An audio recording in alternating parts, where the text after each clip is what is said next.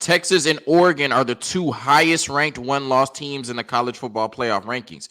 But which team should be ranked higher, the Ducks or the Longhorns? You are Locked On Longhorns, your daily podcast on the Texas Longhorns.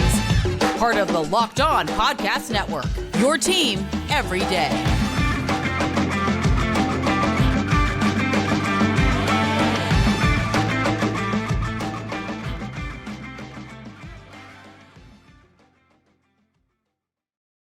Locked On Longhorns, the show. Jonathan Davis, your host. Today's episode of Locked On Longhorns is brought to you by FanDuel. Make every moment more. Right now, new customers get $150 in bonus bets with any winning $5 moneyline bet. That's $150 if your team wins. Visit FanDuel.com/LockedOn to get started. And on today's episode of Locked On Longhorns, we're discussing the second edition of the college football playoff rankings. Specifically, should Oregon or Texas be ranked higher than one another? Then we are talking in the second segment about the 5 keys to beating TCU on Saturday and keeping those college football playoff hopes alive. And in the last segment, Ronnie Terry and his Texas basketball team started off the season with a bang, beating Incarnate Word by 32 points on Monday night. We discuss all of that and more on today's episode of Locked On Longhorns, part of the Locked On Podcast Network, your team every day.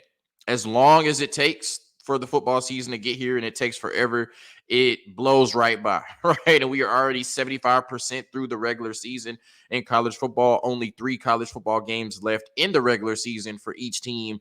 And then if you're fortunate enough to play in a conference championship, you'll do that. Then you have bowl games in the college football playoffs. So we're getting dangerously close to the end of the season, unfortunately. And that means that these college football playoff rankings only mean that much more, right? No reference to the SEC. So in the second edition of the college football playoff rankings, they looked pretty similar to the first ones, right? You had Ohio State at number 1. They were given that nod over Georgia based on, their resume up until this point. That's what the committee has said in 2 straight weeks. Georgia at number 2, Michigan at number 3, Florida State at number 4, Washington at number 5. All 5 of those teams are undefeated with 3 games left to go. 4 games, I guess, if you count the conference championship. So it's tight at the top for sure. And then Oregon at number 6, the highest ranked one-loss team. Of course, that's the theme of the first segment. Texas at number 7, and then Alabama at number 8. But it feels like a distant 8 because they lost to Texas, who was number 7 on the list in week 2. And when you look at it, each team still has some really tough matchups to go to solidify their spot in the top 4 if they're in it, or to get into the top 4 with 4 games left to go if you're playing in the conference championship. Ohio State still has to play Michigan, who's number 3 on this list. Georgia has to play Ole Miss, who is ranked, and then possibly Alabama in the SEC championship game. Michigan has to play Penn State and Ohio State, 2 really good football teams. Florida State, I believe, would have to play Florida at the back end of their schedule, and then also play whoever is in the ACC championship game.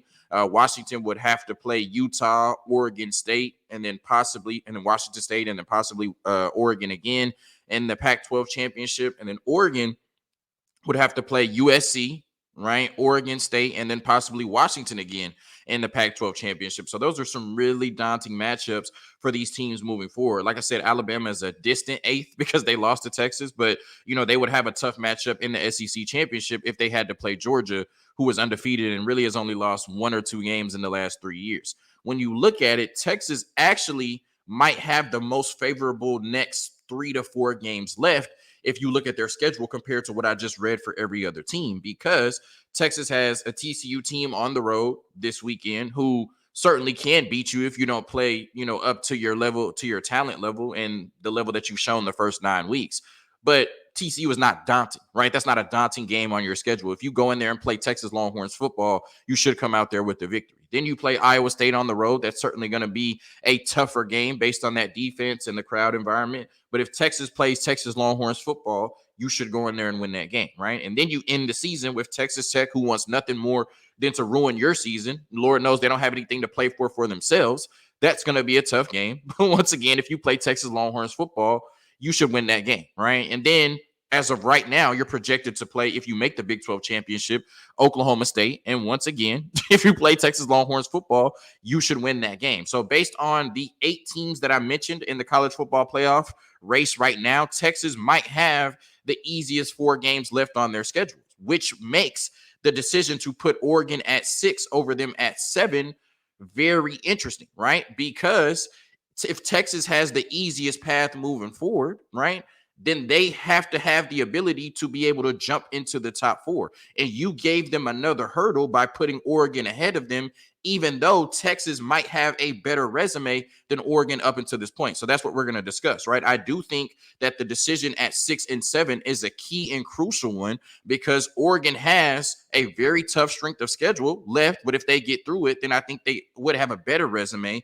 than the University of Texas. But if Texas can get through the 4 games left on their schedule, which they should be able to based on their talent level and the way that they've played, then they should have less hurdles to get into the top 4 because most would say they have the more impressive resume than Oregon at this juncture. And that's what we're going to debate right now. So when you look at Texas, the argument is the Longhorns have the best win in the country. Through 9 weeks in the regular season, there has not been a team that has a better win on their schedule right now than going into Tuscaloosa in week 2 and beating Alabama. And even though people at that time tried to say it's not the same Alabama team, we can throw that at the window at this point after 9 weeks when Alabama has not lost since and they're 8-1 and the number 8 team in the country, right? At this point, that is the singular best win in the regular season in the country, Texas beating Alabama on the road, right? And based on the current rankings with Alabama being the number 8 team, that solidifies that that is the best win in college football thus far. Now, you could say Washington has the best win if you're just looking based on the rankings because Oregon is number 6, right? And Alabama is number 8. But I think Washington beating Oregon at home, right? That was a home game for Washington, is less impressive than Texas going on the road and beating Alabama and Nick Saban, possibly the greatest college football coach of all time.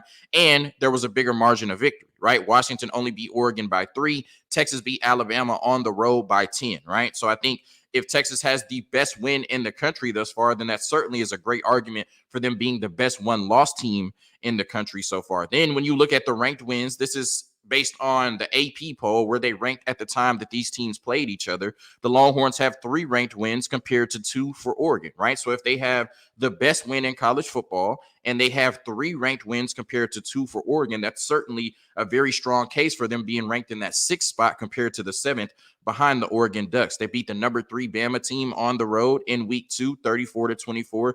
They beat Kansas at home, who was ranked number 24 at the time, even though Jalen Daniels was not playing. And then they just beat Kansas State at home this past Saturday, who was ranked number 23. Now, Oregon has been dominant in their 2 ranked wins. They did beat number 12 Utah on the road. Of course, they were without Cam Rising, but they've been without Cam Rising all year. So maybe I sound a little bit salty because they've been playing with their backup all year. So they won that game 35-6.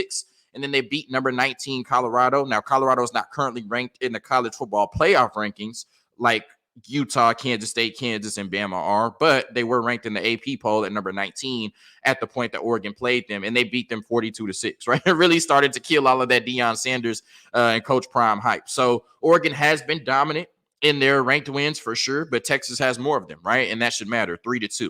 Then when you look at the strength of schedule, right? Because some people would say that Oregon is in a tougher conference, and I agree that the Pac-12, especially at the top, has been better than the Big 12 this year. But when you look at the strength of schedule, where Texas has played 4 ranked teams, right? Oklahoma in a neutral site when they were a top 10 team, or maybe number 12 at that time. Bama on the road at number 3, and then Kansas State and Kansas both ranked in the 20s at home.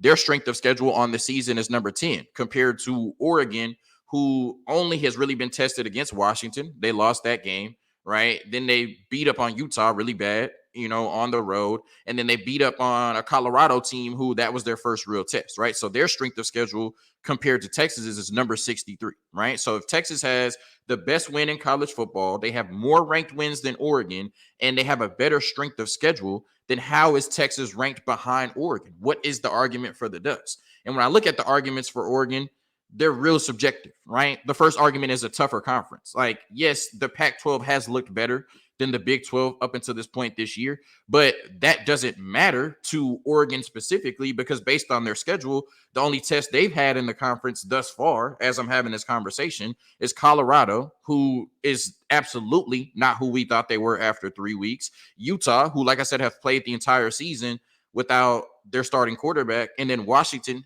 who you lost to. So even though they've played in a tougher conference, I'm not sure they've gone through the gauntlet yet that would solidify putting them over Texas just because they play in the Pac-12.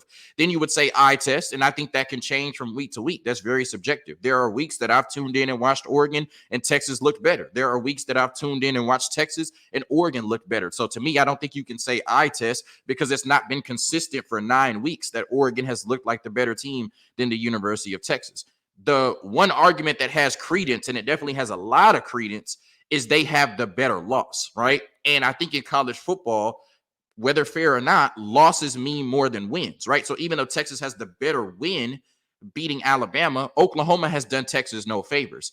Oregon lost on the road to a team who is undefeated right now. And even though they're outside of the college football playoff, they have the leading Heisman winner in Michael Penix Jr. And certainly, as soon as Michigan and Ohio State play each other, if Washington is still undefeated at that point, they would slide into the college football playoff. So Oregon lost on the road by 3 points to a legitimate national championship contender, where Texas lost in Red River, which is one of the biggest rivalries, in the country, to a Oklahoma team that was ranked at that point. But now, since Oklahoma has lost to Oklahoma State and Kansas, 2 bad losses, your loss against Oklahoma looks even worse, right? So I think even though Texas has a stronger argument overall, Oregon has a better loss. And fair or not, losses mean more than wins in college football. And right now, Oregon's loss to Washington looks way better than Texas's loss to Oklahoma, who is not holding up their end of the bargain with 2 bad losses, once again, to Kansas and Oklahoma State. So I'm not saying that Oregon should be ranked ahead of Texas because of that loss.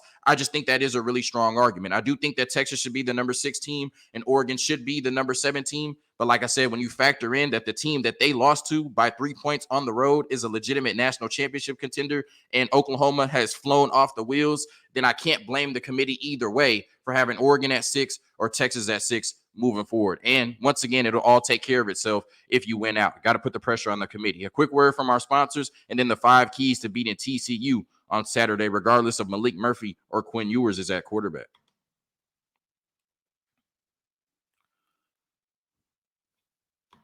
Sorry, I played the wrong video. This episode of Locked On Longhorns is brought to you by FanDuel Sportsbook. Score early this NFL season with FanDuel, America's number 1 sportsbook. Right now, new customers get $150 in bonus bets with any winning $5 money line bet. That's $150 if your team wins. If you've been thinking about joining FanDuel, there's no better time to get in on the action. The app is so easy to use. There's a wide range of betting options, including spreads, player props, over-unders, and more. So visit FanDuel.com/lockedon and kick off the NFL season. FanDuel, the official partner of the National Football League. All right, the 5 keys to beating TCU. This is somewhat becoming a reoccurring segment like the Big 12 Roundup on Mondays. I haven't locked down the day for this. I know the show comes out inconsistent at times, but yeah, the 5 keys to beating the next opponent. You can look for this each week on Locked On Longhorns as long as the college football season is upon us, right? So the first one is you have to clean up the turnovers. This team has been fortunate to come out with 2 wins the last 2 weeks, even though they've turned the ball over 5 times, right? And I think they won the turnover battle the first game against BYU under Malik Murphy. I think they won it 3-2 in that game, but then they lost it 3-2 in this previous game. But, fortunately, all that matters is you came out these previous 2 weeks with a win. But I don't think you can continue to play with that type of fire and come out and not get burnt, right? You can't expect to turn the ball over 5 times over a 2-game stretch and still win all your games. And that's not playing Texas Longhorns football anyway, which we need to see on a week in and week out basis. This close to being at the end of the season, you should be in full form going into your 10th regular season game of the season. So you have to clean up the turnovers. I know that if Malik Murphy is in at quarterback, you have to brace yourself maybe to be a little bit more turnover prone than Quinn Ewers, just based on the stage of his career that Malik Murphy is currently at. But like I said, you're at a point now because of that loss to that poverty Oklahoma team, right, in the Cotton Bowl, where you have no room for error, right? And like I said, I just don't think that you can go out on Saturday and expect to turn the ball over 2 to 3 times and win this game, right? So you're going to have to find a way. If Malik Murphy starts, you're going to have to find a way to go out there and be turnover free. Everybody's going to have to hold on to the ball. And then the defense, which I'll talk about in a little bit, has to do their part to make sure that Texas wins the turnover battle. But you can you can win the turnover battle, 3-2 and still lose this game. So the bottom line is you just need to hold on to the football, period. Be more careful with it and not give this TCU team, who leads the Big 12 in passing offense, right? Do not give them more opportunities, because we've seen our passing defense can certainly be vulnerable at times. And we know Sonny Dykes can dial it up, right? I think you need to pass the ball on early downs to make third downs manageable. When you look at the previous game against Kansas State, Texas was 2 for 15 on third downs, right? So imagine a game in which you turn the ball over 3 times and go 2 for 15 on third downs and you still win, right? That just shows how much more talented Texas is than the majority of the teams they're playing, right? But, turnovers, which I talked about, in the last key to beating TCU, and then not converting third downs, not staying on the field, certainly could be the great equalizer for a team like TCU. Even if they don't have the talent to match up with Texas, that could give them the extra opportunities they need to outscore Texas in a 60-minute football game. So I think the key to getting more manageable third downs, because you certainly don't want to go 2 for 15 on Saturday, is pass the ball on early downs. I don't love all of the screen passes and dump offs and short passes we do, but I think, especially if Malik Murphy is at quarterback, that's going to get him comfortable, but it also gets you, hopefully into, 3rd and 3 or less, or 3rd and 4 or less, right? I don't want to be into a situation where, even though our run game is strong, you try to run it on first down, you only pick up 1 or 2 yards, right? Then you try a pass on second down, it's incomplete.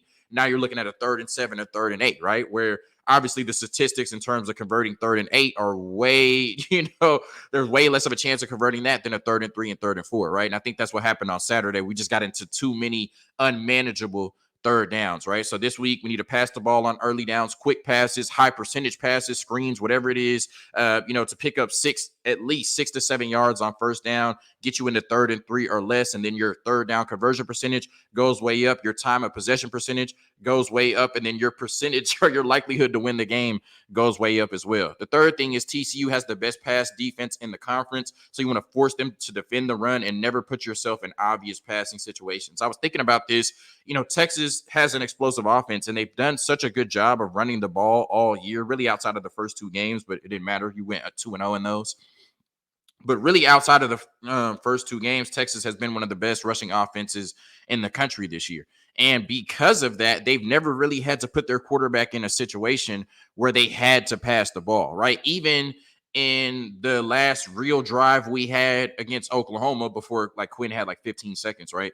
Even in the last drive, we were still able to run the ball on that drive a couple times and to get into field goal range, right? And we've definitely done a really good job the last 2 weeks of never putting Malik Murphy in a situation where he had to pass the ball to win, right? Whether it's been Quinn Ewers or Malik Murphy, we've always had the ability to run the ball whenever we want and take pressure off of our quarterback and our passing offense. So that has to be the same this Saturday, right? We cannot be in a situation where TCU is outscoring us or hanging with us and we get to a position where we have to throw the ball. We can't utilize Jonathan Brooks, Cedric Baxter, Keelan Robinson, and Jaden Blue to their full capability, right? So there should be no point this Saturday, really, which has been the theme all season, where we're in obvious passing situations, because TCU has the best pass defense in the conference. So in some form or fashion, even though we have, more talent than everybody that TCU has played thus far, you would be playing into their hands, right? Then when you look at it, you have to win the red zone battle, right? This team is way too talented and way too explosive on offense to bog down within the 20s the way that they do. And your defense has picked up the slack for you because they've been one of the best red zone defenses in the country. When I look at TCU, right, and them being the best passing offense in the Big 12, and then when I look at Sonny Dykes, right, if Sark is the best, play caller and play designer in the Big 12, then Sonny Dykes certainly has to be at that number 2 or number 3 spot. Then this is a team in one 60-minute game, not over the course of a season, but in one 60-minute game that can be better than you in the red zone, right? And, obviously, if you're getting into the red zone taking field goals and they're getting into the red zone taking touchdowns where our pass defense is vulnerable, then there's a chance that TCU could win this game. So you have to win the red zone battle. We have to be efficient in the red zone and turn those opportunities into touchdowns, not field goals. And then the defense has to do what they've done all year, turn those opportunities into field goals, not touchdowns. And then the last thing, I asked for this last last week. They delivered and then some. I'm asking for it again. If you have an explosive passing offense and potentially a young quarterback who's, going to be having some growing pains going against TCU. Now, they say Quinn Ewers is, about 75%, so maybe he will play. But as of this point, I don't know who's playing. I haven't heard anything on Quinn definitively. So I'm still going with Malik because he's played the last 2 weeks. So potentially you have a quarterback that could, be a little bit turnover prone. The defense needs to give you 3 sacks and a turnover, right? If they can give you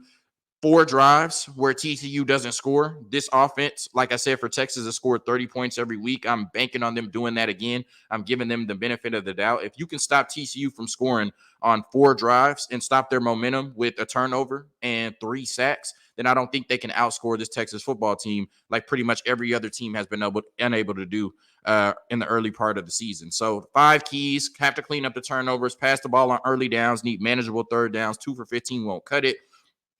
You have to force them to defend the run and never put yourself in obvious passing situations. You have to win the red zone battle this weekend against TCU, and the defense needs to force 3 sacks and a turnover to take some pressure off of Malik Murphy in the offense or Quinn Ewers in his first game back in the offense. A quick word from our sponsors, and then we're talking about Rodney Terry and the basketball team who started the regular season with a bang on Monday night. Second time I did that.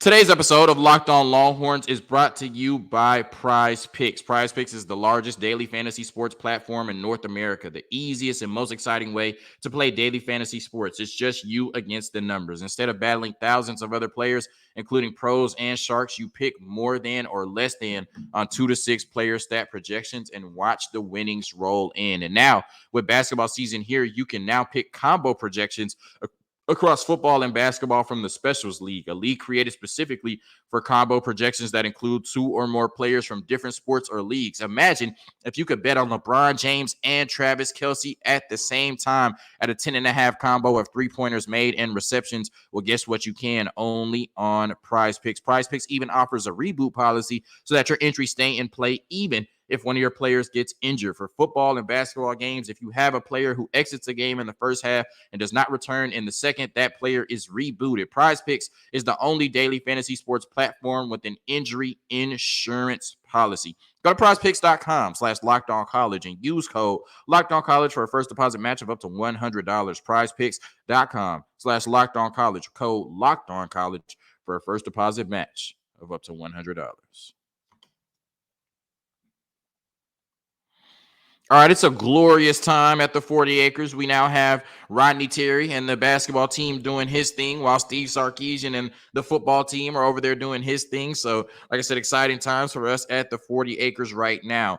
Good teams win, great teams cover. And it's crazy because the line for Texas at Incarnate Word was 31.5, right? And you never know, like the first game of the season, okay, how is Texas going to look?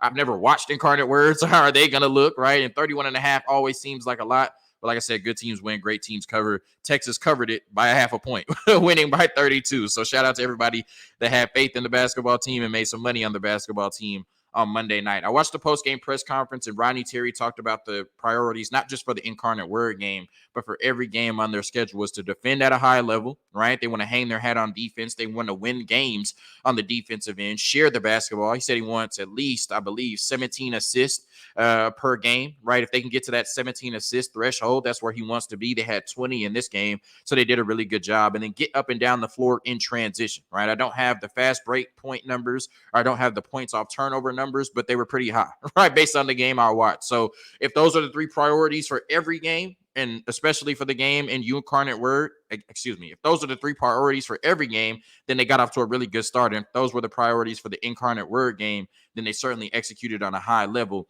beating Incarnate Word 88-56. They hung their hat on their defense and they came out with a ton of energy. That's what I was looking to see because, when you come out and you play a team in the first game, you're at home against a team like Incarnate Word that shouldn't be able to beat you or even hang with you. Maybe you could come out with, a little bit of a lackadaisical effort, right? Maybe you can play down to your competition. But, it was the first game. They were excited to play, and Rodney Terry and the staff made sure that they came out and played, with high energy and high execution on the defensive end, and they certainly did that, holding them to 56 points. Incarnate Word only shot 30% from the floor. They only shot 17% from the three-point line. They committed 17 turnovers in 40 minutes and had 9 of their shots blocked by the Texas defense. So the Texas defense did a really good job of shutting down an offense that they were supposed to shut down. Now, they did have a player that I think scored like 22 points or 26 points on 22 shots. So he went off, right, individually. He scored, 26 out of their 56. But like I said, they're shooting 30% from the floor and 17% from three against a team that is leaps and bounds more talented than you is certainly not a recipe for success. And that's why they lost by 30 points, even though their star player did go off. Now, the Longhorns cooked offensively. They shot 51% from the floor and 39% from the three-point line. That'll win you a lot of games. Now, 61% from the free throw line is definitely disappointing. They missed 9 free throws. You have to clean that up. You won't get away with that, once you start playing better teams with more talent on their roster. Ithiel Horton led the team in scoring. He was very aggressive. That was my first time really watching him play, and I love what he brings to the team. Just a very aggressive offensive player, a knockdown shooter from range and the three-point line. And anybody that's going to come into the University of Texas and buy into the way that Chris Beard and Rodney Terry coach defense, you have to respect it. And he certainly was defending his ass off on Monday night. But it's not just the points, right? 5 rebounds, 3 assists, and then 3 3-pointers made. So he certainly filled up the box score and did a lot of things for this Texas basketball team. Also had a few steals as well. Caden Shedrick, who I did not think was going to be ready to play, was active, and he showed why he was one of the most sought after big men in the portal and just what he can bring to this basketball team so effortlessly. In 12 minutes off the bench, he had 12 points, 5 rebounds, 3 assists, and 3 blocks, right? Talking about